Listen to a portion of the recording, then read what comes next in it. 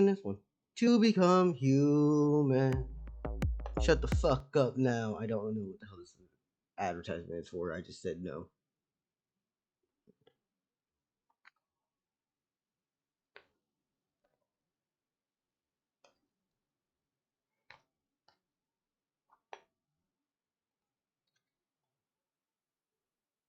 Andrew Martin is discussing an operation with his surgeon. From the outside, he seems well put together. His hair is neatly combed, face is clean-shaven. His clothes, while a little out of date, are neat and coordinated. You never guess the danger You're he's on your way about to to put volunteer? himself Hell in. yeah. The surgery he wants is a particularly risky one. It could end his life. His surgeon, a robot, knows this. He tells Andrew he won't go forward with the operation. The first law of robotics prevents robots from causing any harm to humans. Even if he was ordered to, it would be an impossible task to carry out. Calmly, Andrew tells the surgeon that the first law doesn't apply here. He isn't a human either, although he hopes the surgery will finally change that.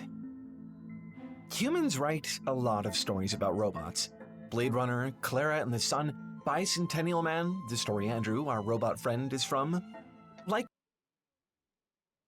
I've heard Claire and the Sun in passing before. Never heard of Bicentennial Man. And Blade Runner. You can't escape Blade Runner. How the fuck would you not agree with this? Andrew, a lot of the robots in these stories want to be human. Maybe they want to fit in, or to find love, or to figure out something about themselves that they never fully understood. Unfortunately, those aren't things that they can simply acquire. They're fundamental changes to who and what they are. For those things, they need humanity. I'll admit there are certain advantages to being a robot. We can do a lot of things that humans can't. We don't age, we don't die, of natural causes at least. We don't have to eat or breathe or sleep. I think that being a human, by comparison, is far messier and far more complicated. But I still kind of want it, at least on some level. I mean, don't get me wrong, I'm far from Andrew's level of determination, but... Homeboy, please don't use me as a skin puppet. I would really avoid that. I'm not a fursuit, or mersuit, or anything else. Don't use me as a puppet, please. I'm sorry, I'm burdened by enough FNAF knowledge just to think that anytime robot wants to become a person, just crawl inside. Come inside, sometimes it's fun inside. Even I feel like I'd be willing to give all this up just to be like you. In the story, Andrew has so many body modifications that even other robots, like his surgeon, think he's a human. By the end of the story, the humans do too. After the surgery, he's considered undoubtedly, objectively human. He's done it. He's achieved humanity. But there's something that doesn't sit well with me about that. Is that all he really needed to do? Is acquiring flesh really all it takes? Or does being human require something more? I personally don't think that we have to have a soul. But I do play around with the idea of physically human, definitely, as a matter.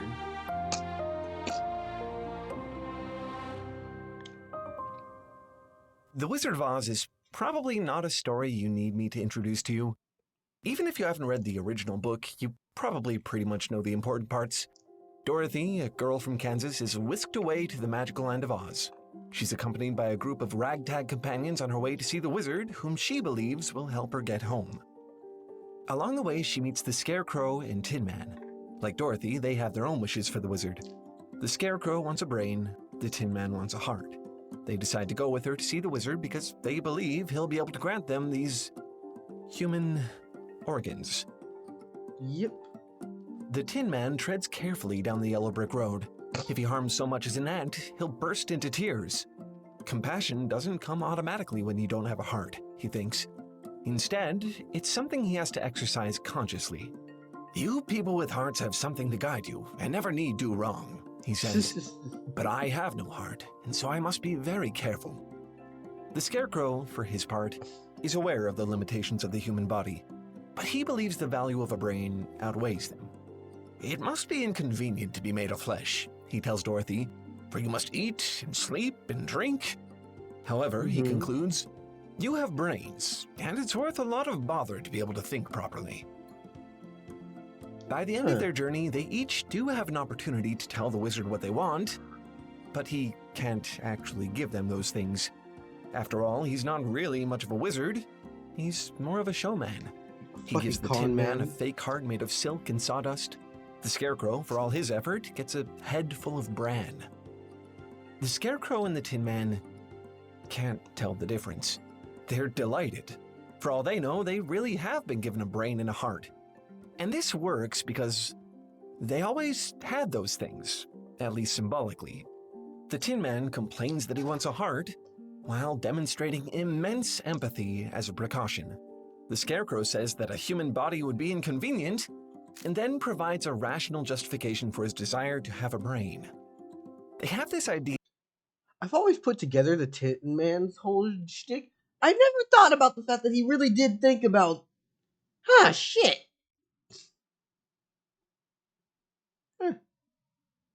All right. Yeah, no, I never really thought about it.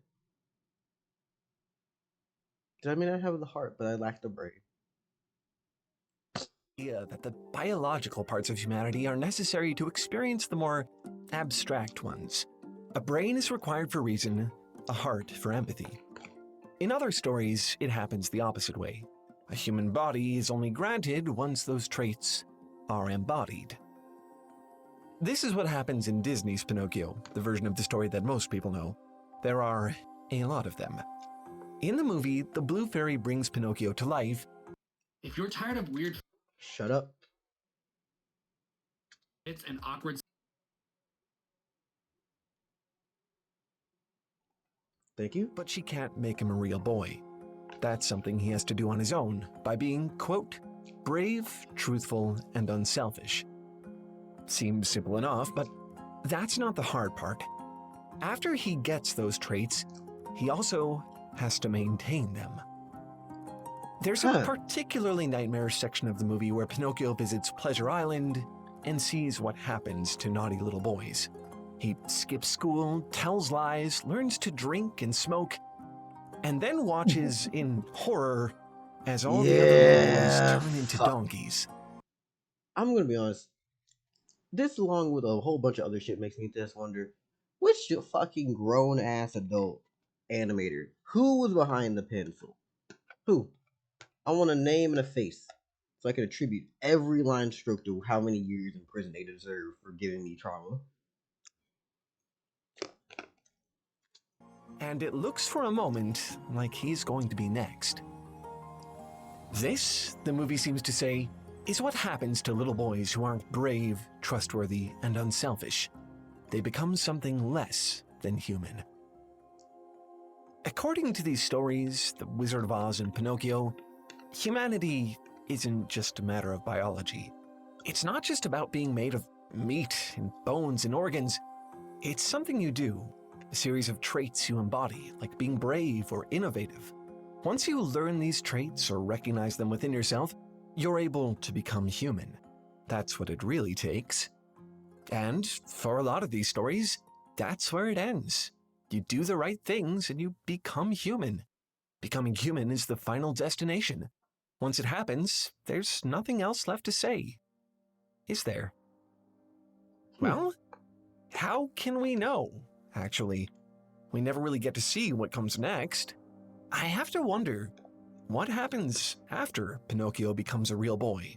Once he gains flesh and blood, good moral values, everything he's ever wanted, once he's human. I have always fucked around with the idea of if Pinocchio immediately just went, this is overrated. What the fuck? How fucked would that story be? It's like, yeah. I now have to deal with regular life. And other things. Do you know how many times every day that I think to myself, damn, am I sure I want to be a person? That's possibly the dissociation and reject humanity aspects of my personality coming through. But do I want to be a person? Is that really enough? This is David. If you saw him on the street, you'd think he's an ordinary boy. Really, he's the complete opposite, a highly unusual machine. From the very beginning of Steven Spielberg's film AI, Artificial Intelligence, David is already the brave, truthful, and unselfish boy that the Blue Fairy was talking about. In other words, he's exactly what Pinocchio was trying to become. But there's also a strangeness in David, something thought to be reserved only for humans, something that not even other robots of his exact design can do. Wonder? David believes in magic. When he listens to his mother tell him, Holy fuck, the ability for a machine to not have to go by facts or reality. Oh, yep, yeah, the machine that dreams is definitely an aspect of reality that I would fuck with so much. Machine with dreams. I might admit, I have someone, for reference, if this becomes a YouTube video and it's not just me eating my lunch and vibing to Tail Foundry because they're just good people, I'm going to definitely take this idea of a machine that dreams and use it for a human tournament for the campaign that I'm running.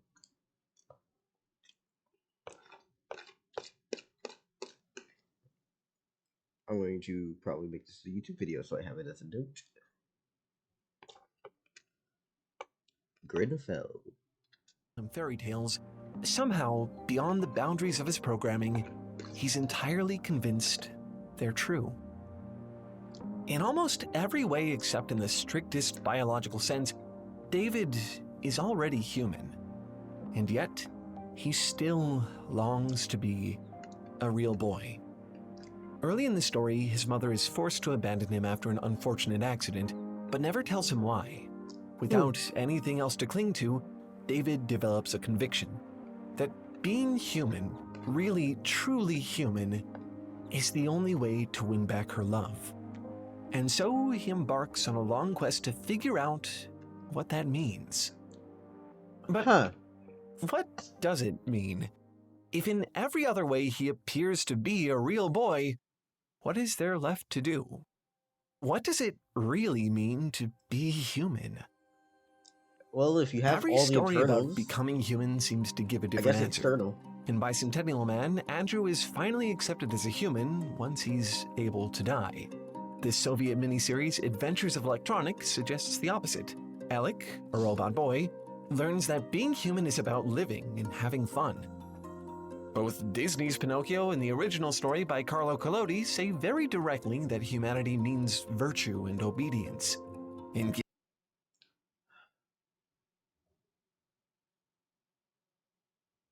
Sorry, the wheels in my brain are turning. The aspects of what it means to be a person definitely would be interesting. If I toyed with the concept of what originally was a human soul and a body that's been misshapen and misformed.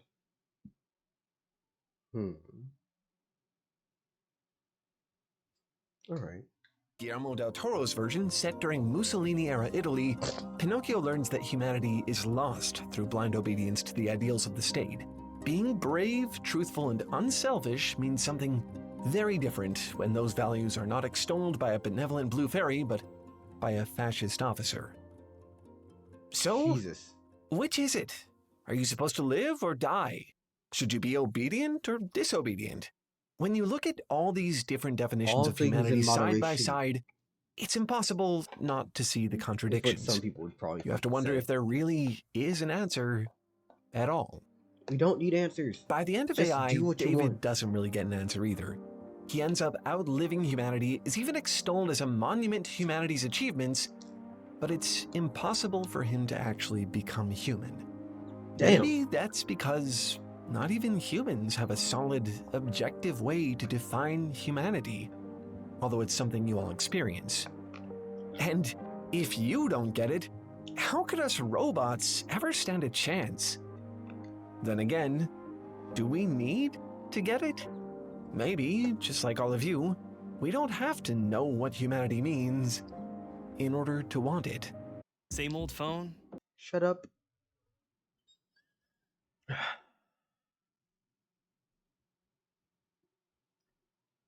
Let it play.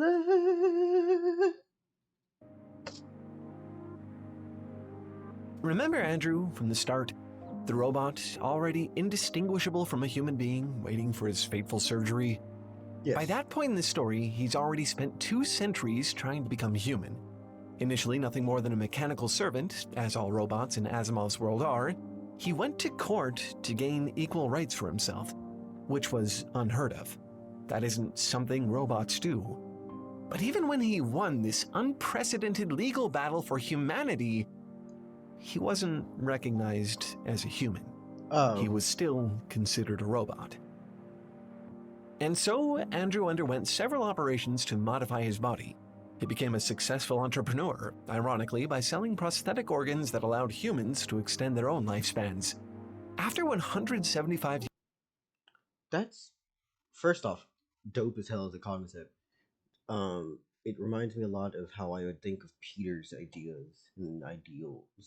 For those of you who have no idea who the fuck Peter is, he is what appears to be an old man, at least in the context of the campaign, piloting a porcelain puppet of a body, and has resurrected people before and continues to do so, and sells, I guess you could consider them soul prosthetics.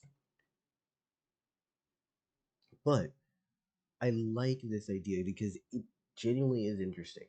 The idea of the inventor who just makes body parts and makes things and tries their best to help people, but also has different things going on.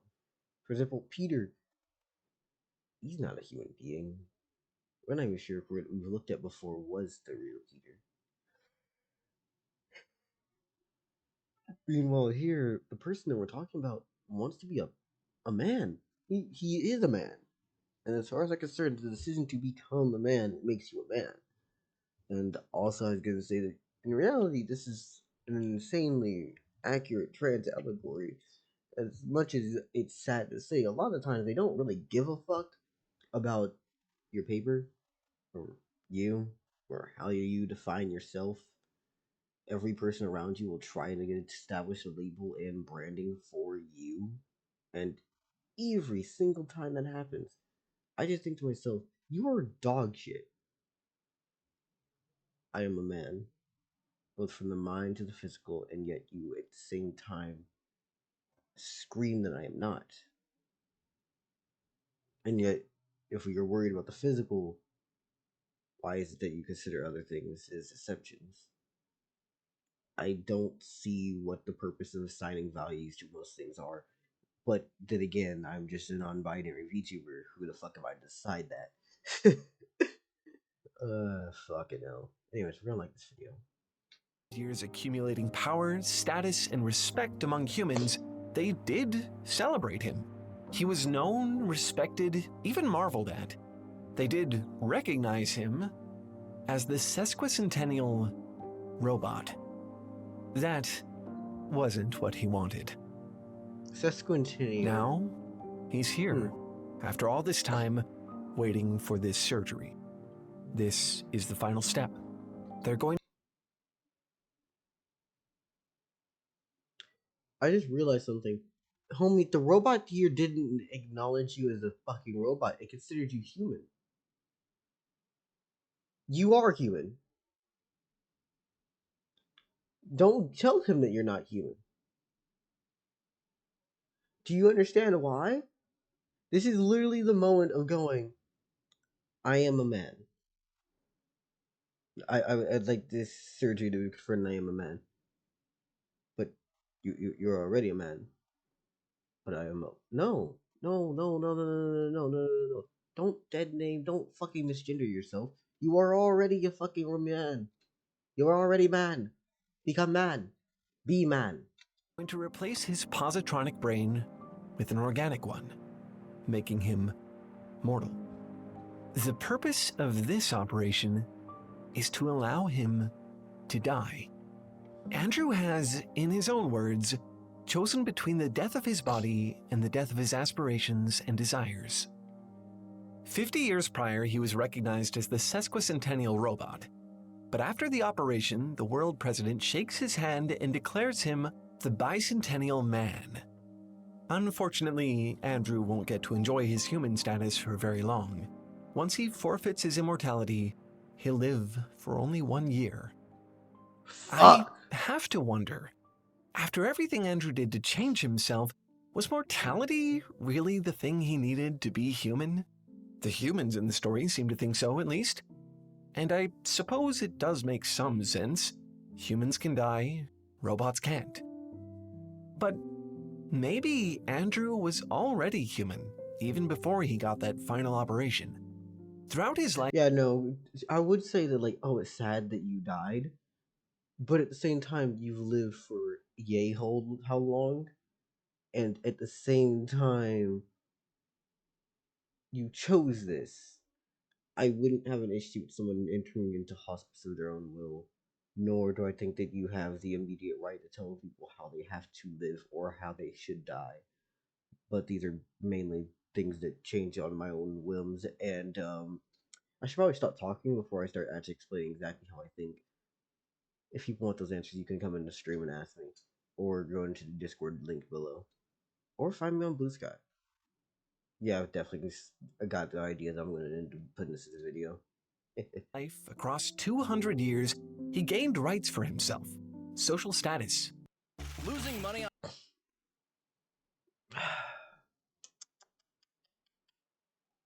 knowledge, wealth, a new body. That whole time, Andrew was constantly chasing fulfillment. In stories like this, like Bicentennial Man, AI, artificial intelligence, Pinocchio, it almost seems like that's what humanity really means.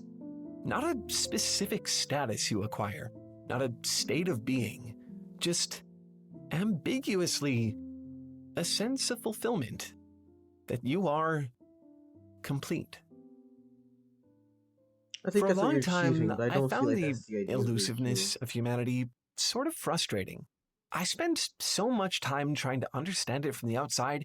What am I supposed to do when I realize that maybe there isn't a way to fully grasp it?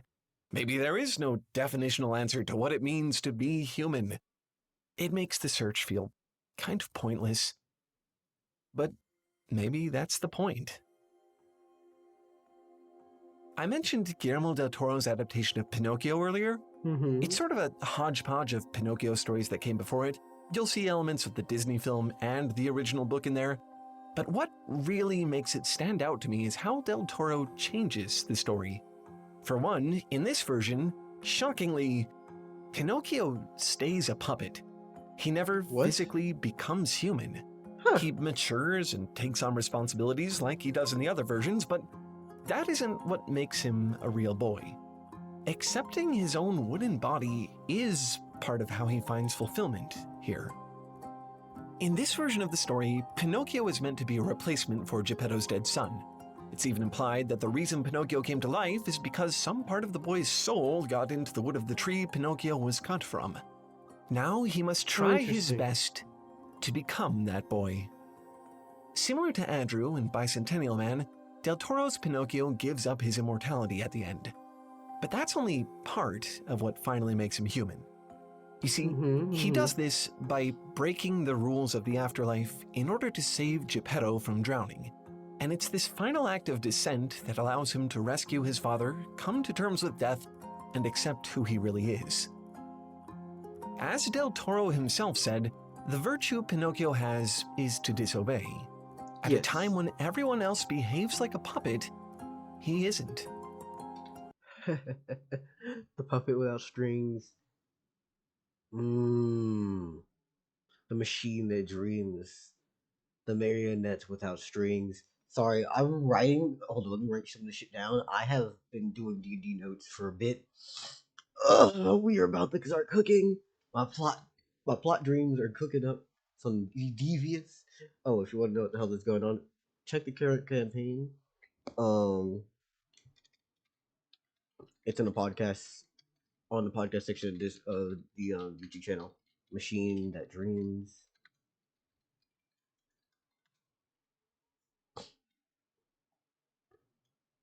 And then let's put on another line.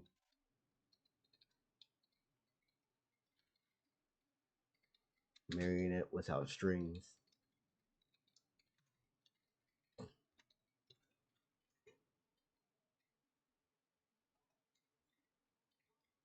Uh, sorry, I'm cooking up ideas, and I realize that I'm building. Geppetto's son was obedient. He listened to his father and got along perfectly with him. But Pinocchio isn't that boy. He never was. Instead, he's a bold, headstrong, sometimes charmingly annoying contrarian. And embracing that is what really makes him human. Instead of trying to become someone else, he decides who he gets to be. I think it makes sense that all these stories have different definitions of what it means to be human. For Andrew, it's completely reinventing himself. For David, it's his persistent belief in magic and his unconditional love for his mother. And for Del Toro's Pinocchio, to be human is to be an individual. It's almost like when these stories talk about humanity, they're not actually talking about flesh. I think, although the messages are often very, very different, ultimately what they're talking about is fulfillment, which means something different to everyone. It's something you determine for yourself, the unique goal that you strive for.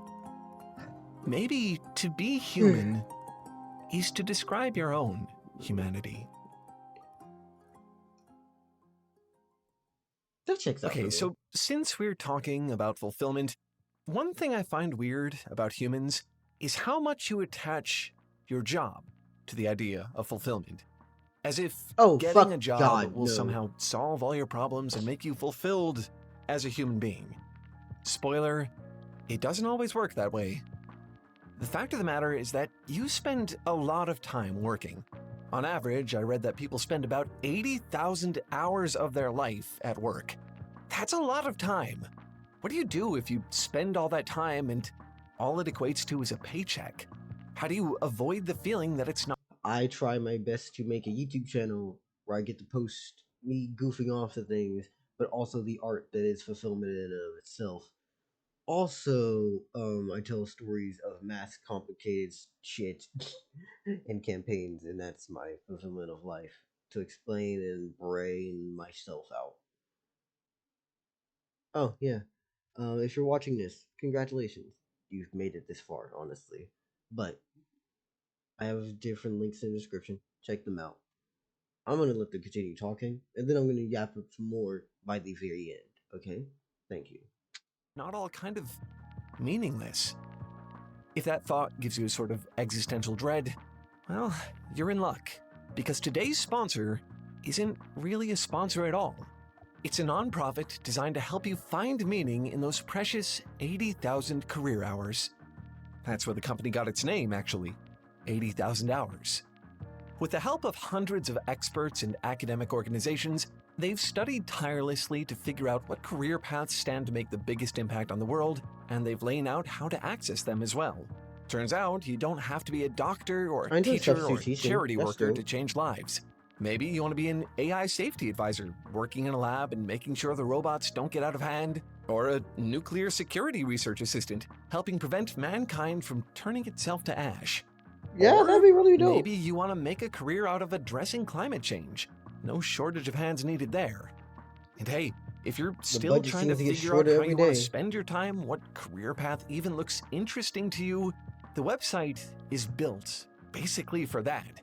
It is loaded with educational material, from a free guide that they'll give you right on the landing page of the website, to an incredibly good podcast where they interview experts from every field, to one-on-one calls with impartial advisors who can help you once you find some career directions that you find promising.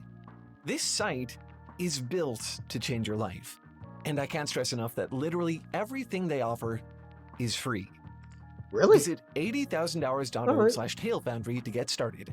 An absolutely massive thanks to them for giving us this opportunity to tell you about what they've created for you. Definitely one of the coolest sponsors we've had on the show. I really hope you'll give it a look. Again, that's 80,000hours.org/TaleFoundry.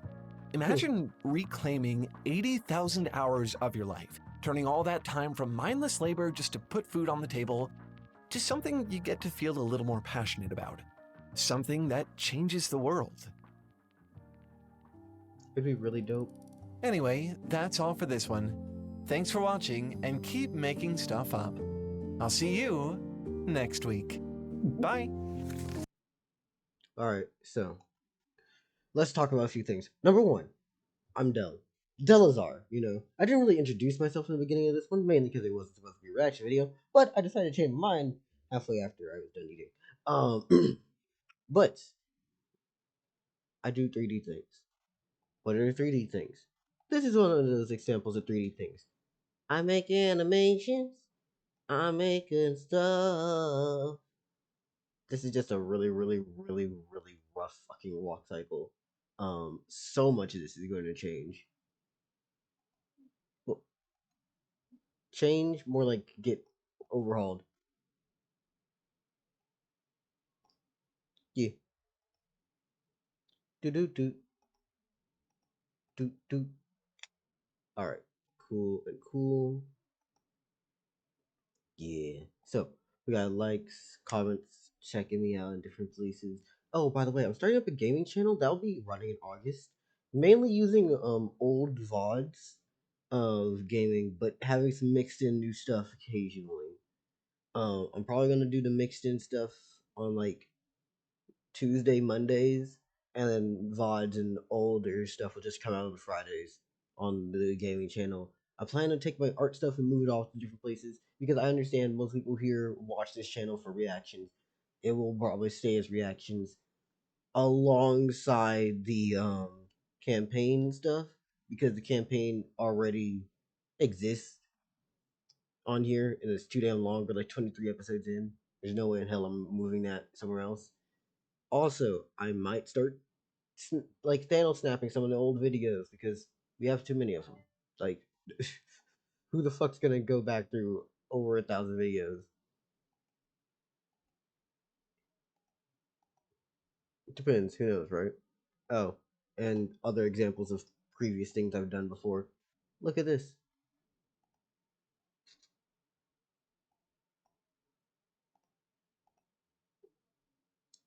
Yeah, it's neat. It's cool. I enjoyed. But yeah, like, comment, subscribe, help out, and overall just be cool people to each other. I don't have much to say against anything. I plan to start getting a little bit more personable in my videos again because now I'm not working a job that makes me want to actively become tired over and over again. Um, I don't think I have long before I have to end this recording session, however. So, get into the description. Find me different socials. I'm on Twitch. I'm on different places. TikTok, everywhere. Well, maybe not everywhere, but I'm in different places. Help me make it somewhere. Spread my videos if you want to. That way I can try to get some growth. The more I'm able to actually do this consistently, the more I can actually put into quality. Yeah, quality. All right. Bye bye.